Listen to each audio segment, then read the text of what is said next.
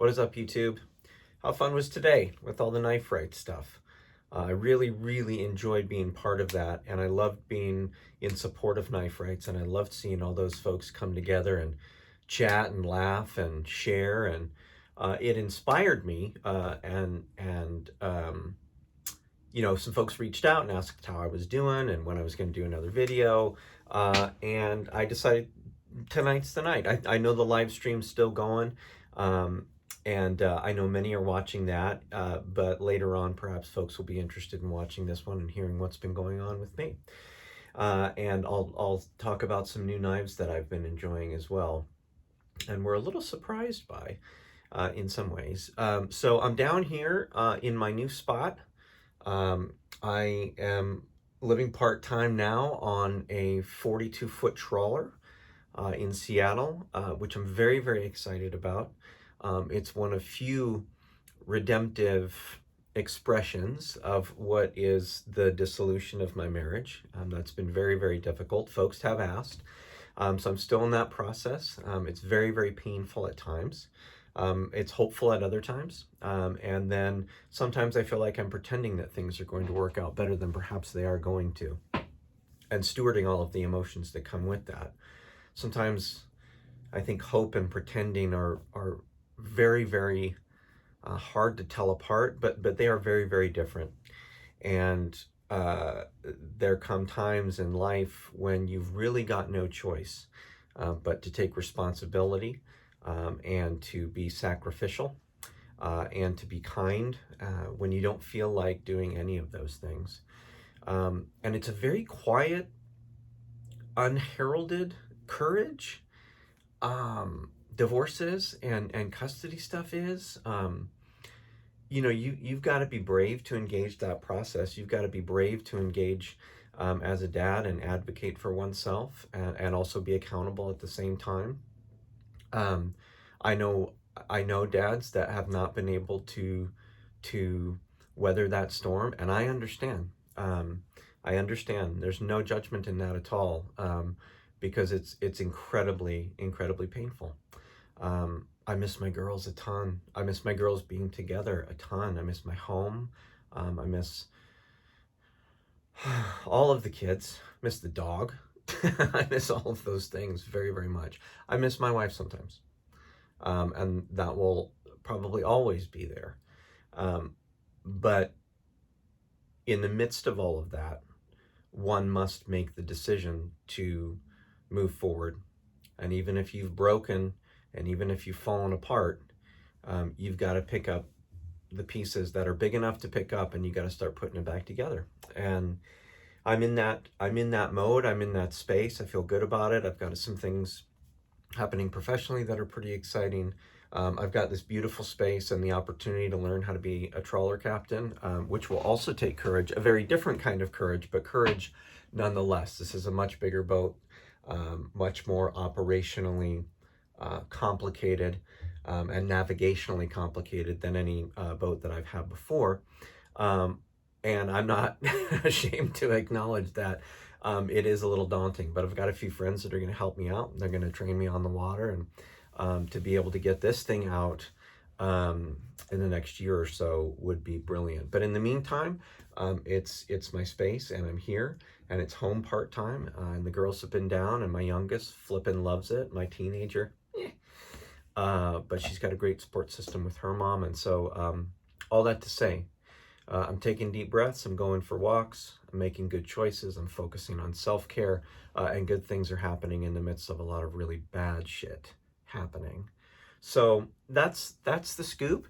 Thanks for the opportunity for me to share. For those of you that are interested, and for those of you that are not, I will do you the tremendous courtesy of telling you where we'll just call it a collection share, begins, because you may not be interested in any of the things that I have just talked about, but I do have some cool knives to show off. So it looks like that's going to start at $440. Here we go. This one's been kicked around and talked about quite a bit lately, and I was stoked that I got in on kind of what I think they're calling the premium version, but this is that Vosteed Nightshade, and I carry this thing often. The action is unreal. the ergonomics are really top drawer. Again, I've got medium-sized hands, meaningful jimping. I mean, you can really get on it. And then, of course, this exquisite blade shape where you can just really get in and do that more detailed work. Love this knife, would highly recommend it. This one's not available any longer. That light's kind of terrible, but you can see what's going on. But there are other versions at a lower price that I believe are. I pair this with this fun little Boker fixed blade right here. It's got the same nuanced colors, but it does have PVD coating. I've got another variant of this, and the name is escaping me, but it's a, I might have to change the lights up, maybe. It doesn't matter. You guys don't care that much. It's like a Ketmuk type shape, and these two, I think, go really nicely together as an EDC pair. So there's this. Moving on down the line, there was my EDC carry from today. I've talked about this one a lot on pocket checks, but this is the Hinder half track in bronze and G10 with the tri-way pivot. This knife feels, for some reason, Robotech to me. And for that reason, I love it. The blade shape's wicked. I got a little sludge on there. The blade shapes, this is wicked Warncliffe. I'm not going to worry about that either. These I think are available on the secondary. Again, highly recommend. I know a lot of folks are big fans of the full track as well, but this guy fits my hand just beautifully. It's heavy, thick blade stock and a meaningful setup. I use this as my primary. Others might use it as their secondary. Love this knife. All right, what else do I have lying around here? Okay, this was a gift from a friend. This is the CRKT Minimalist. Look at this little badass. Another little warny in kind of this brown and black kind of python micarta little lanyard. The sheath secures beautifully. Super easy to pull. You've got your little belt set up so you can do scout carry, hip carry, whatever you want to do. This thing's like 25 bucks, no rattle. Outstanding little knife. I've been carrying that one around a lot. What else do I have laying over here? Victorinox. Little cadet in that Alox. Love these. I've got a black one around here somewhere. I paired that the other day with, well, I'm going to wait on that one so I can do them all at the same time. Some fixed blades. This is a Frank Hunter drop point. I've shown this one before. Beautiful. Look at this. Look at the detail on that spine. Can you see that? I hope. Oh yeah, there you can see that. Exquisite. Great sheath. Love this knife. I've had that one a few years now. Another fixie. This is that little giant mouse fella. There's a really cool. The name escapes me now. Just a great little blade. They do these killer custom leather scales and sheaths to match, and so I'm definitely gonna soup that one up and match it with something else. So that's tape on my half track. It's kind of bugging me. I can see it on the blade over there. That's that one. Oh yeah, this is my Taylor's Eyewitness Barlow, an exquisite English made, fantastic polished slip joint. The walk and talk is exquisite, and again, similar to the Frank Hunter I just showed you. Look at the spine on that. This is by far the nicest slip joint in my collection, though that's not saying a ton because I don't have many, but this thing is beautiful. You know, I really want an Ohio River Jack. I really want a Jack Wolf knives, but if you haven't checked out Taylor's Eyewitness slip joints from England, they're from Sheffield, do so. They would be counted among the best. Much more traditional, but still, you get the idea. A work knife, one of them, buck 110. What changed this knife for me, and I loved it before, I did, but I popped on those thumb studs. And it's more usable.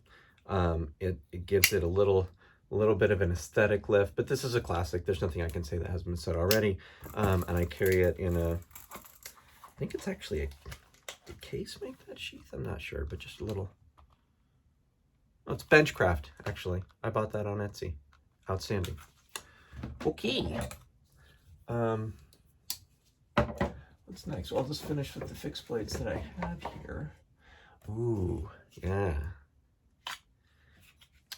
This is the Picaroon Tools Mutineer.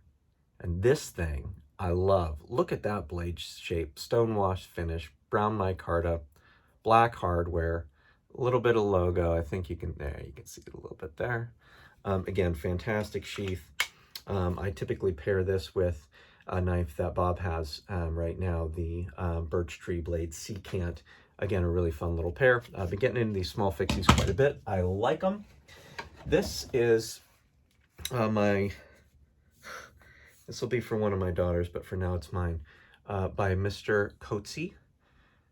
I forget his first name, which is Francis Coetzee. You can find his work on africancustoms.com, which I highly recommend. Very affordable, custom, beautiful knives. Some of them are outrageously expensive and worth every penny, but still. I forget what this is called, but it's got this killer red and green micarta. Look at the blade stock on that thing. It's insane. And it's so comfortable. Definitely only, 3 fingers, but, and again, fantastic little pocket sheath. I love this thing. This was the first custom I ever bought. Okay, getting down to the,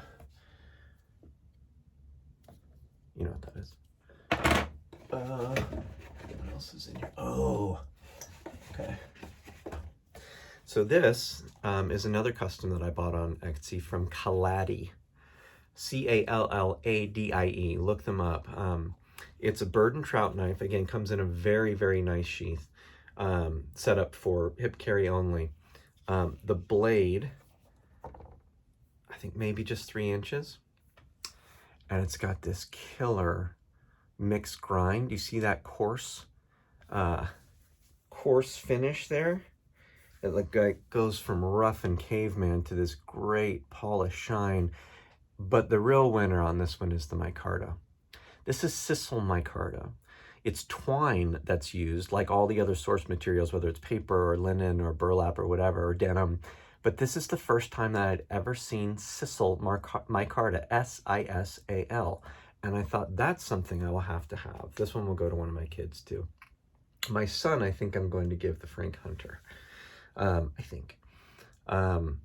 This knife is cool. And I think I paid maybe a tick over $100 for this thing. It's one of a kind. It's custom made. The fit and finish is, I mean, it's outstanding. Lanyard hole is well placed and very thin. I love this thing. I don't find cause to carry it. I think perhaps because it's so precious, but also because it's probably going to be heirloomy. I don't know. I don't know why I don't carry that much. Okay. I keep doing that. There's an unsheathed knife here. There we go. All right, let's see. So in terms of knife storage, I have a big whiskey box over here made out of wood that is portioned well, where I keep most of my knives. And then I use knife rolls as well. These are from Bespoke Post, which is a $40 box of awesome.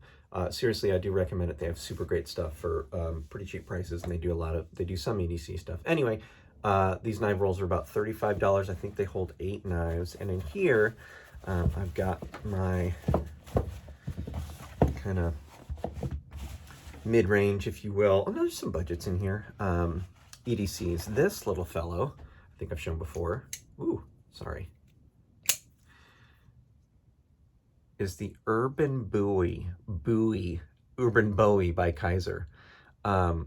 Great knife, great action, killer blade shape. This is a user for me. It's very small. The action's fantastic. I love this little guy very much. Okay. And then this is the first Kaiser I actually ever bought, I think. It's the Feist, but it's an exclusive from somewhere. It might have been Urban EDC in this brown burlap micarta. It's a front flipper. Action is great. This is kind of my go-to gentleman's knife, I think. Though I don't get out much anymore. Love this knife. Sorry, the lighting's weird. Carry that from time to time. Here's a regular steady for me. This is the Urban EDC F55. This has been seen and talked about many times. Love this knife. The micarta continues to patina so well. This is one of the most comfortable knives I think I have. I know there's a few folks out here that aren't so crazy about this guy, but This one really works for me. Here's another. Haven't seen in a while. This was put together by Drop. This is a Gareth Bull. I was going to say chamois, but it's not. It's the Mura. The action on this knife is unbelievable.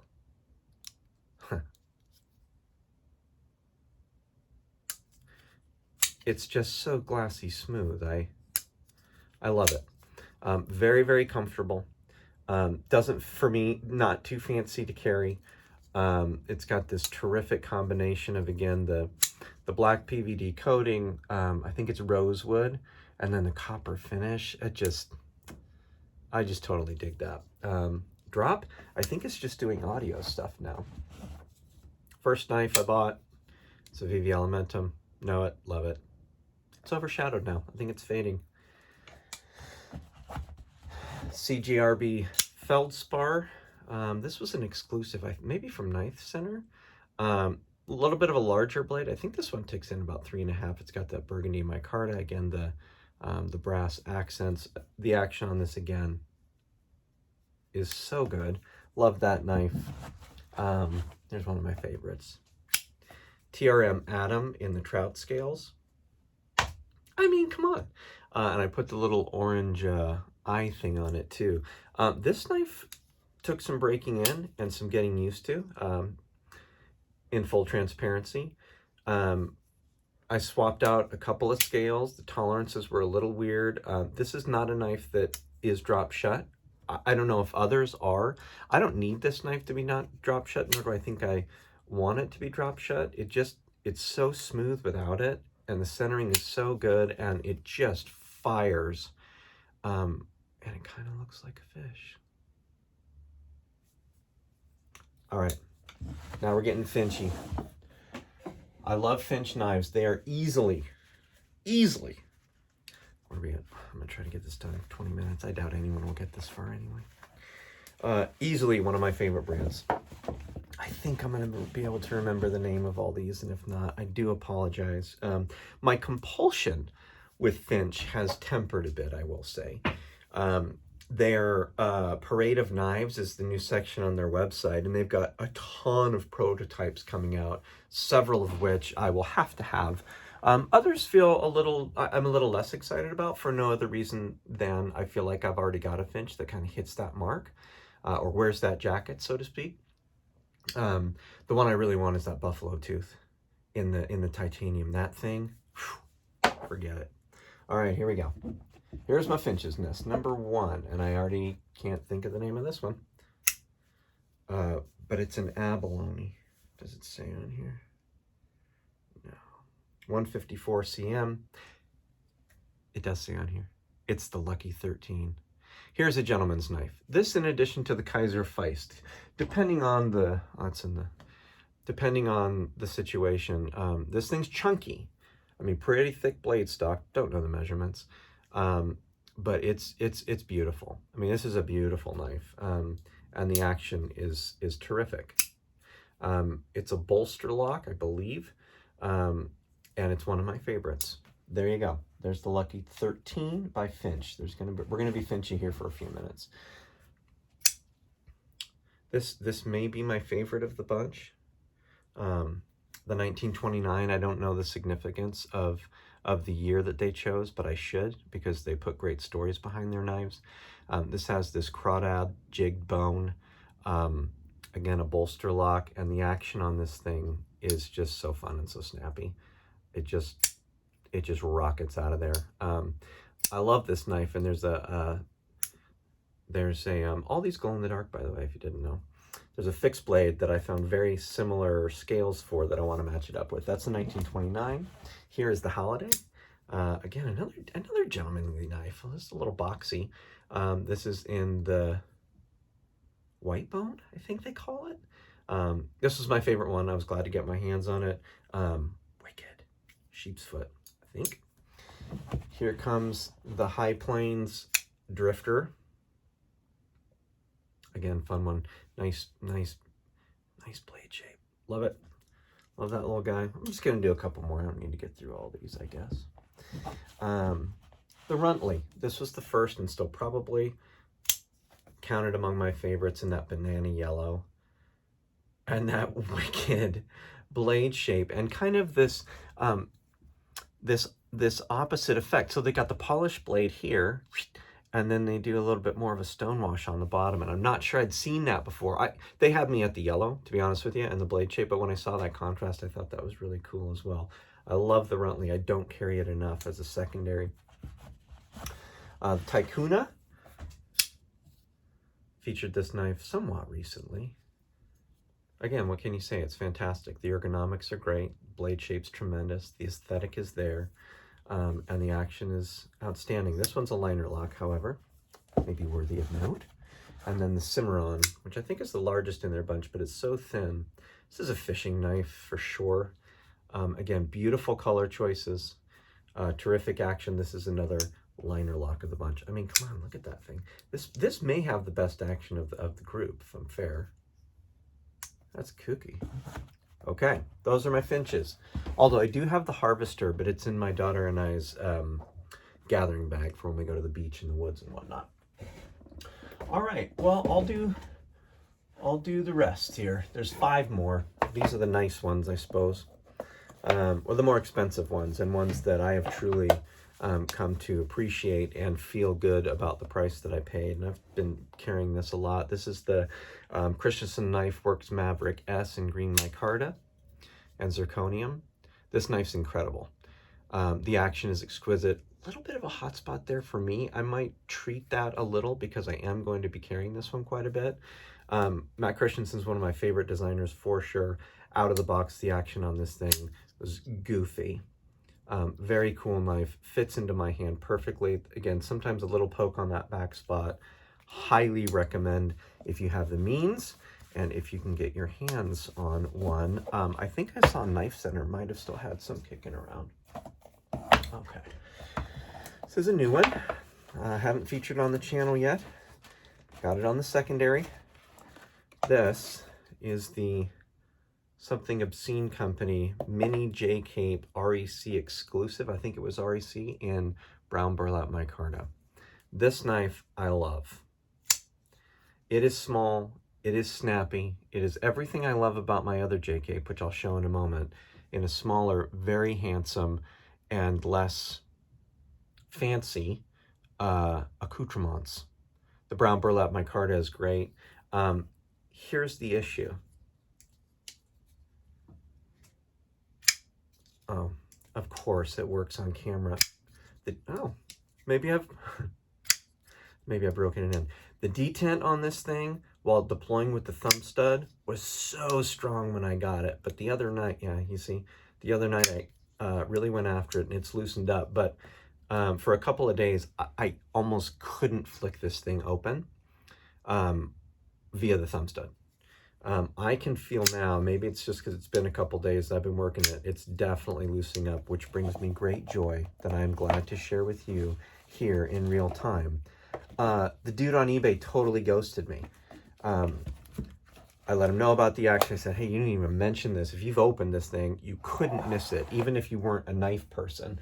And he wasn't the greatest about... Well, he didn't get back to me at all, to tell you the truth, and that rarely happens. Here's my other J Cape. This is one of the crown jewels. This was from a couple years ago. And these are becoming a little more readily available generally. This one, not so much. So this is the, I don't know if you can see it, the anodized titanium, kind of that tiger. Oh yeah, there you can see it. That tiger stripe. This knife's incredible. The blade design and execution is incredible. The finish is incredible. It's razor sharp. It's all titanium. It's got a lightning bolt for a pocket clip, which can win over, you know, even the toughest of critics when you get it in hand. And it's so smooth. It's got a ting to it when it deploys that is incredible. I don't know if you can hear it, but can't say enough about this knife. I keep it in plastic. I don't know that I've ever carried it. I probably won't because I have a smaller one now. And last but not least, again, not of the collection, but just what I have here to share tonight. This is, again, a beauty. And that's got a ting. This is the Brian Brown Jaeger polished with the zircuti clip, brown micarta, and black hardware. This knife, I'll work on the lighting. This knife is also incredible. And I also got it on the secondary, and it also had issues that the seller was not necessarily willing or available to account for. So do you hear that? I mean, oh, this one. So I sent it to Brian, and I told him the story, and he was gracious enough to re-engineer it, reset the tolerances, and send it back. And it's one of the finest knives in my collection. So we'll end on that note. Thank you, Brian Brown. Hey, if you made it this far, that brings me joy. If you did not, that's okay. I hope you liked some of the knives that I've shown tonight. If you have questions about any of them, let me know. I might be thinning out the herd a little bit, so if you saw something interesting, again, let me know. I'm going to pick the tape off this hinderer here and call it a night. Look forward to any comments that you might have, and hopefully it won't take me so long to do another video. Thanks for listening. Be kind to yourself.